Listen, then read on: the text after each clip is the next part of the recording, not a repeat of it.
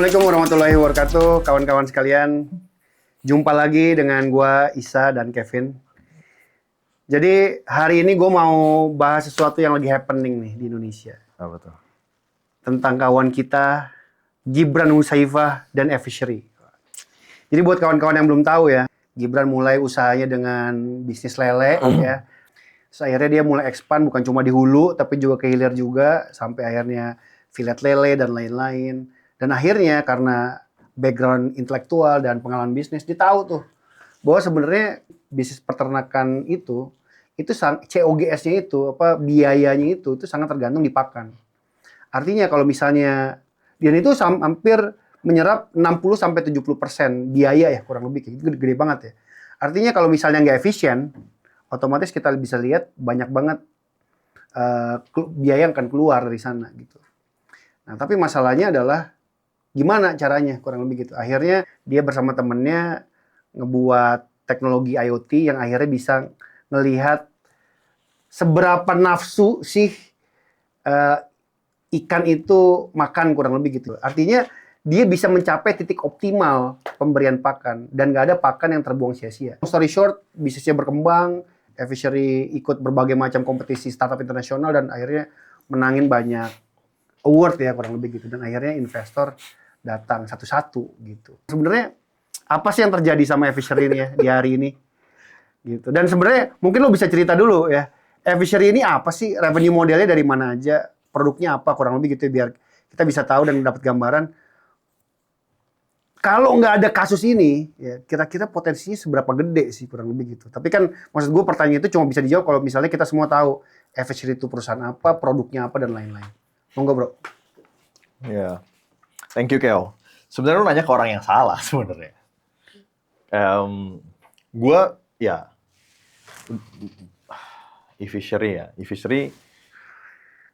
To be honest, beberapa waktu yang dulu waktu dia lagi tinggi-tingginya gitu namanya ya, gue sempat tertarik juga untuk terlibat di sana gitu. Selayaknya orang yang pengen kerja di startup, lumayan menarik gitu. Sebenarnya menariknya karena misinya itu untuk membantu komunitas kan, komunitas UMKM lah. Satu visi lah kurang lebih sama yang apa gue inginkan gitu. Nah, kalau yang gue pelajari ya, gue mungkin ya secondary research aja sih. Jadi sebenarnya e-fishery itu yang pastinya ya selayaknya startup, funding lah pasti ada funding. Selain tadi yang lo udah sampein juga bahwa dia ingin apa istilahnya, efisiensikan operasional dengan menggunakan teknologi IoT, gitu kan?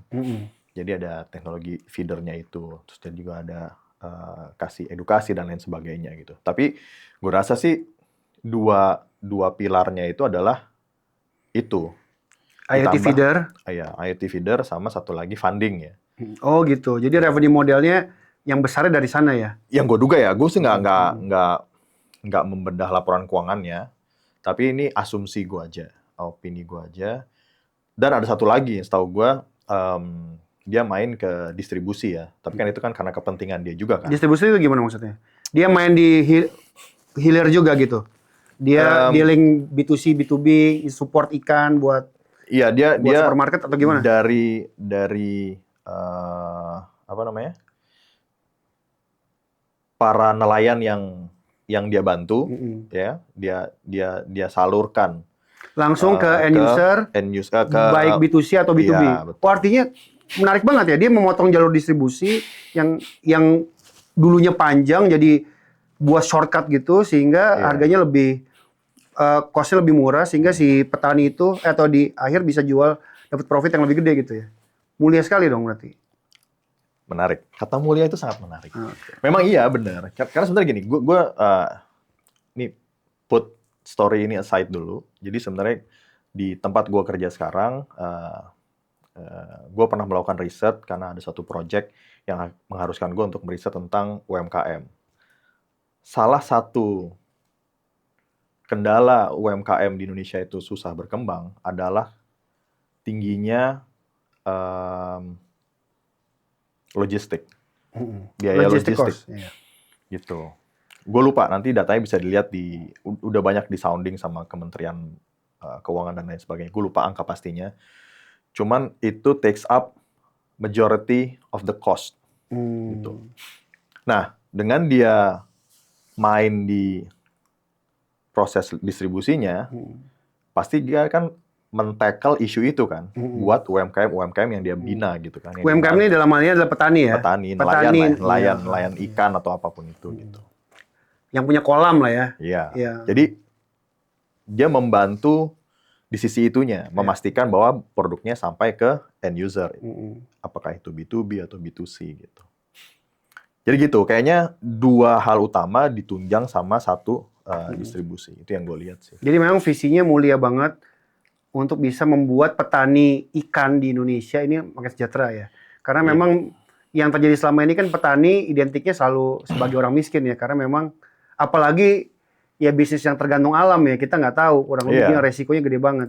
Jadi dengan adanya feeder yang bisa ngebuat cost-nya makin efisien, funding yang bisa akhirnya mensupport activity mereka, dan terakhir adalah memotong jalur distribusi sehingga profitnya si petani bisa lebih gede.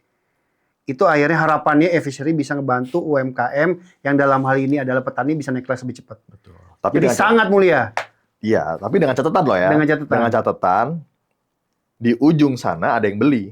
Iya. Iya Ya dong. kita mengasumsikan ya semua Iya, seperti gitu. itu. Iya, kurang lebih Nah, gitu. tapi kalau kita melihat dari ya nanti kita mungkin akan bahas ya dari besarnya revenue yang dia coba hasilkan atau yang dia coba mainkan itu berarti kan menunjukkan bahwa mungkin sebagus apapun dia menyiapkan distribusinya, sebagus apapun dia streamline-kan operasionalnya hingga menjadi efisien, at the end of the day harus ada yang take over kan, maksudnya harus ada yang ambil kan Iya. barangnya.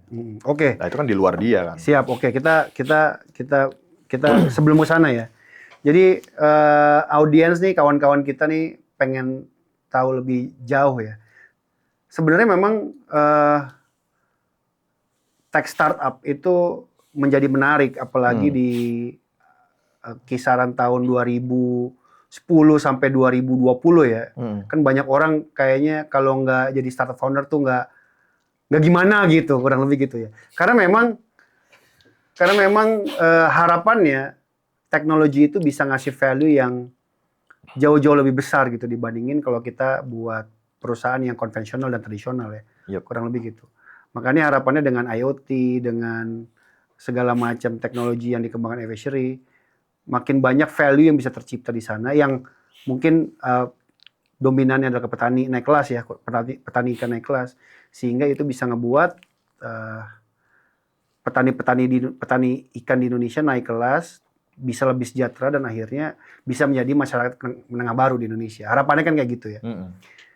Tapi ya nama juga bisnis ya, kurang lebih kayak gitu, fluktuasi dan lain-lain. Dan seperti kita tahu di 2005 Gibran 2025 ya kan. Gibran sebagai CEO dan CTO-nya dipaksa mundur oleh investor karena terlibat permasalahan serius sepertinya. Boleh dong ceritain apa sih permasalahan yang lo tahu terkait dengan Efficery ini? Karena memang akhirnya dari kasus ini kita belajar ya bahwa tujuan yang baik itu juga harus disupport dengan langkah-langkah operasional yang juga baik gitu. Jadi nggak bisa tuh kita akhirnya mendikotomikan hal itu gitu.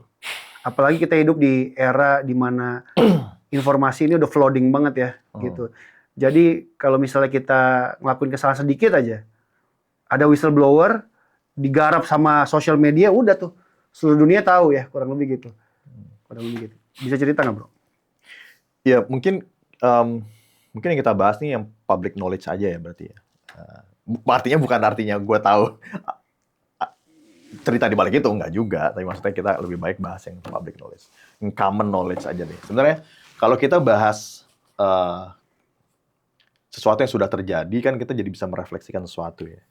Kalau kita dari sisi, gue dari kacamata consulting aja deh, dari kacamata consulting firm, apa sih yang kita biasanya bantu klien untuk bisa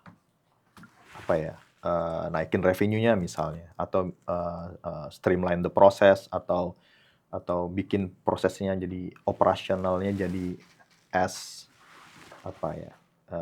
effective as possible, biayanya ditekan gitu ya. Kalau kita bicara tentang company, biasanya itu nggak jauh-jauh dari itu. Gitu. Jadi yang mau gue coba sorotin, kita bisa ngeliat angle dari banyak hal sebenarnya kalau soal efficiency, tapi yang mau gue lihat adalah pentingnya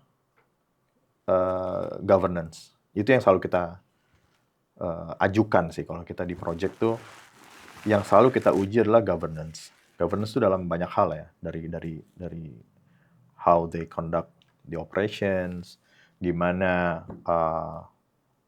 orangnya deliver prosesnya, ya kan? Misalnya ada proses yang sering kita lihat, namanya ada checker maker misalnya. Jadi ada yang ngerjain, ada yang koreksi, ada yang ngeliat, review gitu ya. Jadi banyak hal yang bisa kita terapkan, memastikan bahwa proses itu berjalan dengan baik, gitu ya. Dan ada transparansi juga, ada akuntabilitas, bahwa setiap orang melakukan itu, setiap karyawan melakukan tindakan kerjaan A, pasti ada yang menguji, ada yang mereview gitu ya, dan ada yang kasih approval dan lain sebagainya. Jadi governance itu penting. Nah, kalau melihat kasusnya seperti ini, dan mungkin data yang mungkin sudah tersebar di publik, terlihat bahwa ada usaha diduga untuk menggelembungkan, ya kan, menggelembungkan nilai invoice ya, atau ujungnya adalah meningkatkan revenue gitu. Well, yang bisa gue sampaikan adalah dressing, financial report dressing, apapun itu namanya, itu sesuatu yang mungkin bisa dibilang wajar, banyak terjadi. Wajar apa common nih? Gue bisa bilang wajar sih. Wajar. Karena memang ada kebutuhan untuk itu. Dan jadi mengkosmetikan laporan keuangan itu sesuatu yang wajar ya? Itu sesuatu yang biasanya. Dalam kehidupan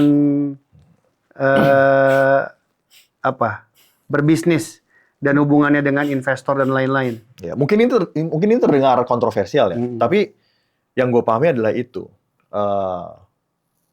Karena laporan keuangan juga kan akan diaudit kan. Yang diuji adalah seberapa wajar laporan keuangan itu dibuat, ya nggak sih? Seberapa wajar, bukan seberapa benar kan. Jadi tingkat kewajaran itu yang diuji. Apa aja yang diuji? Apakah sesuai prosedur? Apakah pencatatannya sesuai? Makanya dalam tingkatan tertinggi audit, opini audit adalah WTP, wajar tanpa pengecualian. Bukan benar tanpa pengecualian. Benar. Oke. Gitu. Jadi gue bisa bilang wajar gitu. Ya tapi kenapa akhirnya kewajaran ini jadi masalah nih di Efficery? Nah, ini pertanyaannya yang mungkin teman-teman juga bisa mikirkan bareng gitu ya. Seberapa jauh, kalau memang itu dibilang wajar, seberapa jauh dressing itu dilakukan ya, mempercantik laporan keuangan itu dilakukan gitu. Mungkin teman-teman yang di dunia audit mungkin lebih paham gitu, di dunia keuangan lebih paham. Kan akan mengacu ke poin berikutnya, masalah etika kan. Apa batasan etika kita untuk memastikan bahwa oh ya masih wajar lah nilai segini gitu. Jadi, tapi kewajaran ini harus ada bukti-buktinya ya. Maksudnya ada invoice-nya, ada pencatatan, ya ada bukti uang masuk, uang keluar, intinya gitulah. Ya. Bahwa kewajaran yang bisa dibuktikan. Jadi memang kalau boleh disimpulkan primary issue yang akhirnya jadi ngebuat Efficery heboh ini ada dua dong. Yang pertama adalah terbongkarnya laporan keuangan eksternal ke publik yang dimana di situ ada gap yang sangat besar ya. Laporan revenue mereka dari yang berapa sih gapnya? Sales-nya itu yang dilaporkan 752 juta. US dollar yang dilaporkan buat eksternal. Yang actualnya berapa? Yang actualnya 157 juta. Jauh banget gapnya. Ini sumbernya dari Kompas ya. Iya. Oke. Itu yang pertama berarti ya. Jadi penggelembung atau ada laporan kosmetik yang tersebar luas. Yang gapnya tuh gede banget yang pertama. Yang kedua adalah invoice palsu. Yang diduga direstui oleh Gibran. secara common sense kan kita juga bisa ngelihat ya bahwa ketika terjadi manipulasi data itu akan mempengaruhi keputusan investor buat Pasti. injek lagi atau enggak. Karena seperti kita tahu ya kawan-kawan ya, buat yang belum tahu, kebanyakan tech startup itu sangat bergantung pada investment round ya, gitu. Apalagi startup yang masih bakar duit, kurang lebih kayak gitu. Iya. Coba kalian bayangin ya, cash inflow-nya masih belum stabil atau mungkin bahkan belum ada, kurang lebih gitu ya. Dia harus tergantung banget sama investor sehingga cash flow-nya itu betul-betul rapuh gitu ya. Kalau misalnya nggak ada bantuan dari stakeholders, dari shareholders, yang dalam ini adalah shareholder baru atau calon investor baru. Artinya penting buat tech company atau perusahaan jenis ini untuk selalu berperforma bagus, betul ya? Sehingga dia bisa dilihat oleh calon investor sebagai perusahaan yang akan profitable dan akhirnya punya masa depan kurang lebih gitu, sehingga dia akan disuntik oleh itu. Mungkin nggak sih itu yang akhirnya membuat Gibran yang memiliki latar belakang yang mungkin sangat fairy tale gitu ya, ya kan? Dulu dia bukan siapa-siapa, nobody lah ya, tapi karena punya lingkungan pendidikan yang bagus, teman-temannya oke dan lain-lain, akhirnya dengan inovasinya dia bisa menjadi seperti sekarang dan ujung-ujungnya dia terjelembab gitu ya. Itu kan sebenarnya kan hal yang kayaknya nggak mungkin gitu. Artinya ada tekanan-tekanan yang tak apa itu yang akhirnya bisa ngebuat seseorang yang harusnya memiliki standar etik yang baik jadi terjebak gitu sama permasalahan etik dasar yang harusnya bisa dihandle sama seorang leader, kurang lebih gitu ya. Menurut lu gimana, bro? Menurut gue, kita bisa narikin dari ke awal ya. Kenapa startup itu sangat bergantung sama investor tadi gue bilang. Yang lu bilang itu gitu. Sebenarnya karena mazhabnya dia emang selama ini adalah growth at all cost. Seperti layaknya banyak tech startup lain ya? Seperti layaknya banyak startup tech yang lain. Ya, kita tahu lah Gojek, Grab, dan lain sebagainya gitu kan.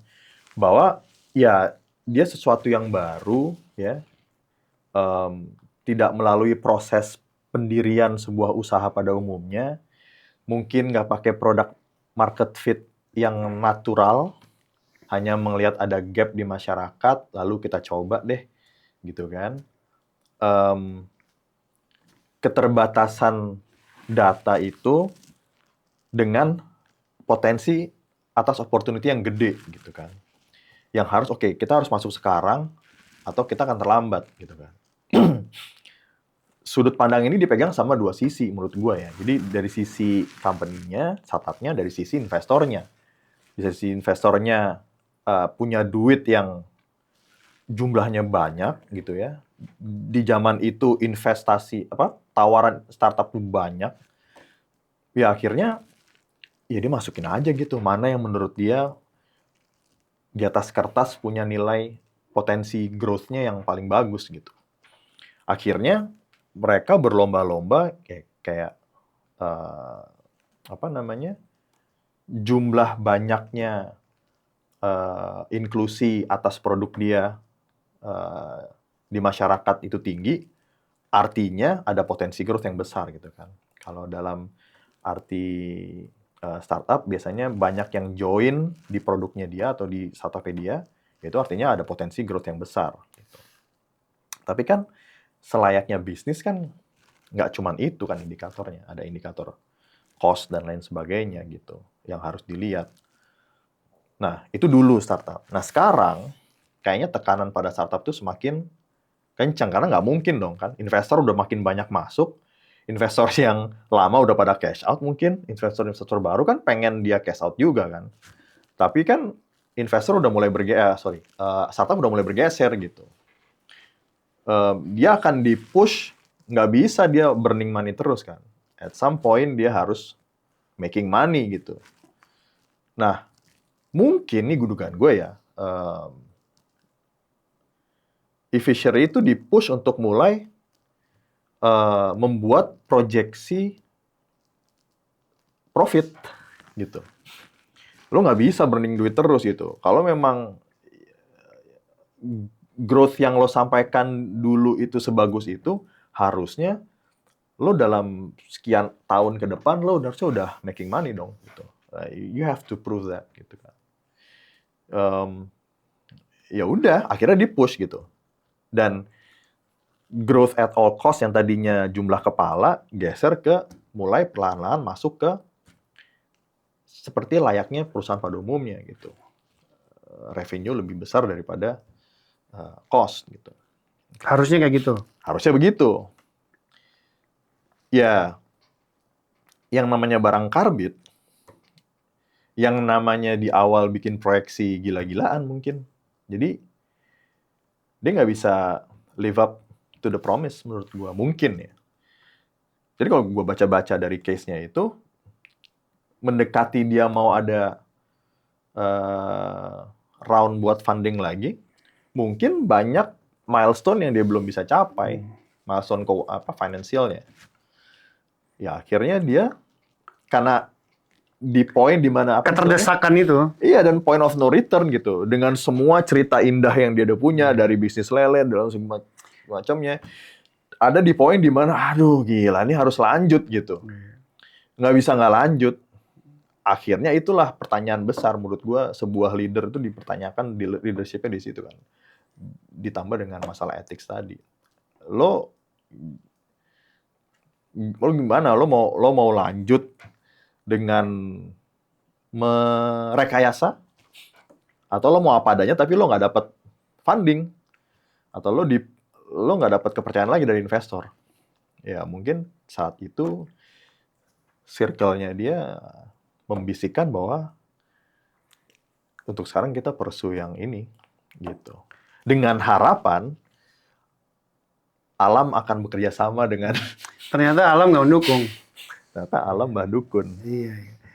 Jadi tekanannya mungkin sangat besar ya buat Gibran ya. Karena yang dipertaruhkan adalah kalau dia nggak dapat investment round yang baru, bisa jadi resikonya adalah banyak cita-cita atau mimpi-mimpi mulia yang tadinya sudah digaung-gaungkan ke publik, yang punya exposure bagus. Ini di luar memang niatnya memang bagus ya, tapi kan exposure itu menciptakan pressure tersendiri ya, kurang lebih gitu. Karena kalau kita lihat kan gapnya jauh banget kan.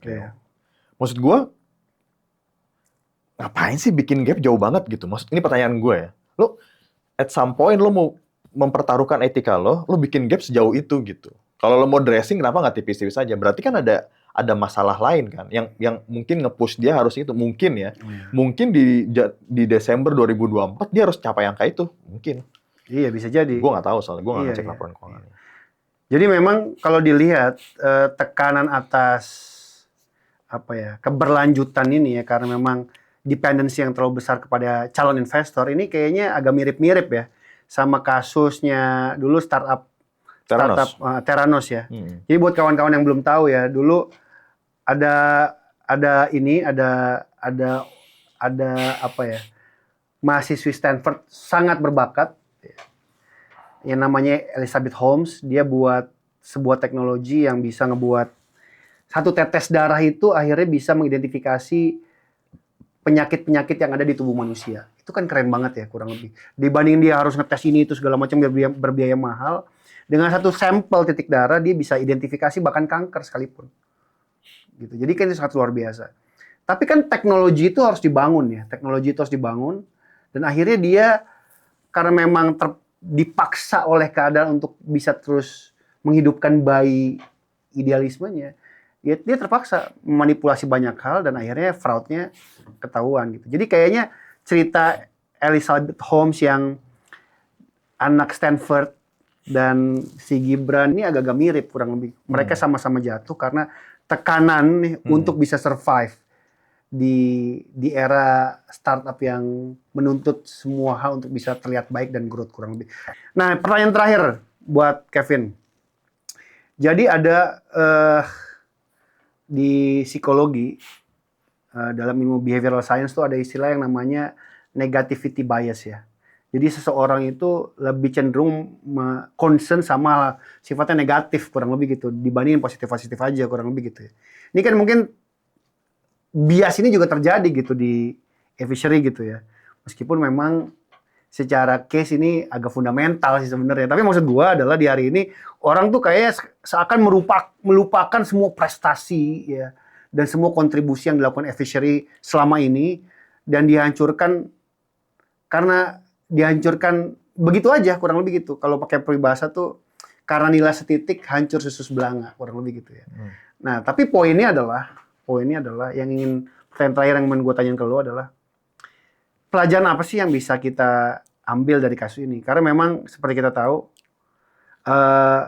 di Indonesia ini, apalagi di akhir-akhir ini ya, banyak anak-anak muda yang bersemangat untuk bisa jadi lebih produktif. Ini di-encourage untuk bisa menjadi bukan cuma jadi profesional, tapi untuk jadi entrepreneur, kurang lebih gitu. Dan standar etika ini kan akhirnya jadi concern kita bersama ya, gitu. Apa nih yang bisa kita pelajari dari kasus Theranos di US, Fishery di Indonesia untuk akhirnya bisa ngebuat anak-anak muda di Indonesia bukan cuma punya visi yang bagus, tapi juga punya standar implementasi juga bagus. Gimana bro? Kalau gue jawabannya gampang aja, niat bro. Cukup tuh, niat aja cukup. Ya lo niatkan dulu, niatnya bener, gitu ya. Abis itu, ya udah lo cari berkah aja. Sesimpel itu ya. Iya.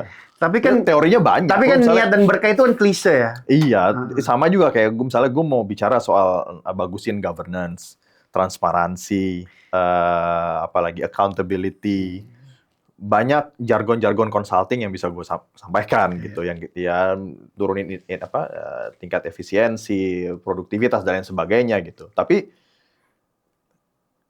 yang pull the trigger kan niat lagi ujung-ujungnya. Ya orangnya kan. Orangnya. Iya kan. Integrity itu apa? Di orangnya kan.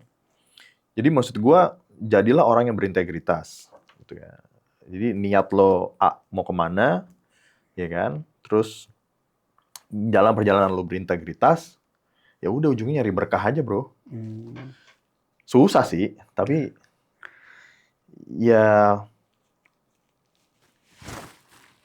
etika lu diuji gitu. Di integritas itu etika lu diuji kan. Lo mau sejauh mana lo mau mengorbankan etika itu gitu. Terus gimana tuh caranya bisa membuat niat yang baik dan keberkahan, tekad untuk memperoleh keberkahan itu akan tetap ada? Apakah lewat lingkungan? Jadi apakah lo pengen bilang mungkin sejak menjadi tajir melintir Gibran lingkungannya kurang kondusif mungkin? Ya, mungkin. Untuk menjaga dia? Ya mungkin. Tapi kalau dari dokumen yang dirilis yang banyak di publik kan gitu kan, ada bisikan untuk mulai mempertimbangkan ke arah-arah yang seharusnya tidak semestinya. Yang seharusnya tidak dilakukan gitu. Dugaannya kan begitu kan. Maksud gua kalau seorang leader dikelilingi oleh orang-orang yang punya integritas yang baik, harusnya nggak ada lah usaha ke sana gitu. Well, maksud gua kalau memang milestone-nya nggak sampai gitu ya, banyak hal kok yang bisa kita tempuh ya. Maksudnya di consulting kita biasa bantu misalnya merasionalisasi pencapaian itu kita bisa lakukan gitu. Dan menurut gue investor bisa mengerti gitu bahwa kondisi ekonomi dan lain sebagainya kita bisa sampaikan gitu. Tapi kalau lo melakukan ini dan ketahuan, kan isunya yang dipertaruhkan banyak nama, ya kan? Bukan nama Fishery doang. Mungkin. Ini maksudnya nama baik ya? Iya nama baik. Credibility ya? Nama baik Fishery, nama baik Gibran, nama baik startup Indonesia, nama baik negara Indonesia. Maksud gua banyak banget gitu jadi kemana-mana kan. Hanya karena dia mau mencapai milestone yang udah ditetapkan gitu. Wah, gitu, kalau kita bahas lagi, mungkin kalau kita mau deep dive lagi ke masing-masingnya, mungkin dia secara operasional nggak bagus-bagus amat, mungkin. Maksudnya cita-citanya bagus, tapi mungkin implementasinya kurang. Kan banyak ya kayak gitu. Iya, iya. Inilah yang mungkin akhirnya di banyak, mungkin kawan-kawan juga udah tahu ya, yang apa sih yang ngebedain leader dengan manager, kurang lebih gitu. Kalau misalnya manager itu do the things right ya, kurang lebih gitu. Tapi kalau leader, do the right things, kurang lebih gitu ya. Jadi itulah yang akhirnya ngebuat standar ya seorang leader itu dipertaruhkan. Ketika dia bisa menjamin apa yang dia lakukan itu sesuai dengan standar kebenaran, ya kurang lebih yang dalamnya ada business ethics, kemudian kejujuran, kurang lebih kemudian sesuai dengan standar good governance, itu adalah seorang leader yang baik. Dan akhirnya kita juga tahu lah ya, semakin tinggi orang posisinya, anginnya semakin kenceng. Yoi. Disitulah kemampuan seorang leader dibuktikan gitu ya. Terakhir, pesan dari Kevin, apa yang insight terbesar apa yang bisa kita ambil dari kejadian ini? Pertama, buat investor ya berarti jangan takut berinvestasi. Berarti ya harus mulai lagi, menggali lagi ya. Misalnya laporan keuangan, kita misalnya mau invest di sebuah company, kita lihat lagi, atau dengan bantuan VC atau private equity lain yang membantu untuk melihat itu. Ya lebih detail lagi lah gitu. Jangan hanya mengandalkan laporan itu aja, mungkin kulik sana sini gitu. Nah dari sisi startupnya atau dari sisi orang yang mau punya usaha gitu, ya mulailah sesuatu dengan niat yang benar gitu ya. Jalankan dengan cara yang benar gitu. Ya udah. Bismillah aja, lurus. Gitu nggak sih? Siap. Jadi kunci kawan-kawan, bismillah aja. Mulai aja. Tapi bener gitu. Mulai aja dulu dengan implementasi yang sesuai dengan standar etika dan keberkahan. Kalau buntu tengah jalan, tanya maka. Gitu. Oke, siap. Apa itu maka? Nanti kita jelaskan kemudian. Terima kasih kawan-kawan buat menyimak. Semoga apa yang kita diskusikan ini bisa ngasih banyak manfaat dan value baru ya buat kita semua. Sekali lagi thank you buat Kevin, buat insight-nya dan informasi yang sangat luar biasa. Assalamualaikum warahmatullahi wabarakatuh. Waalaikumsalam.